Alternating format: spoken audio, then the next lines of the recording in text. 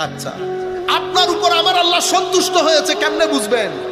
একটা পিঁপড়াকে মারার পরে যদি ভিতর থেকে আপনার নিজেকে পাপী পাপী মনে হয় তো বুঝবেন আমার আল্লাহ রাজি হয়েছে আপনার। মানুষ না বেটা, একটা পিঁপড়া। আয় হায়, এক বুজুর্গ দেখলাম আমাদের যে কিছু বয়সে বড়, মুখ একেবারে অসম্ভব কালো, মনে হয় যেন মা মারা গেছে, আপসেট।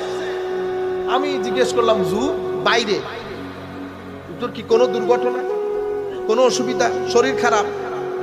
হায় হায়, চোখের পানি পড়তেছে, বলতেছে আমি এটা কেন করলাম। আমি বলছি কি কাজ করলেন এমন? কো ভাই একটা মাছি ঢুকেছে আমার রুমে, আমি প্রথমে ইগনোর করেছি, পরে সেটা দুইবার আমার মুখের উপর বসেছে, হঠাৎ করে আমার রাগ উঠেছে, আমি জাস্ট আমার জুতা দিয়ে মাছিটাকে মেরে ফেলেছি।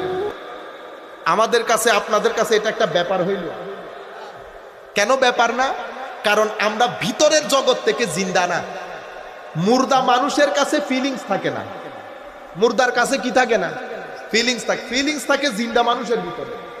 আমি এখন যে জিন্দেগির কথা বলতেছি সেটা অক্সিজেনের জিন্দেগি না, সেটা রুহানি নূরের জিন্দেগি। এটা একটা জিন্দা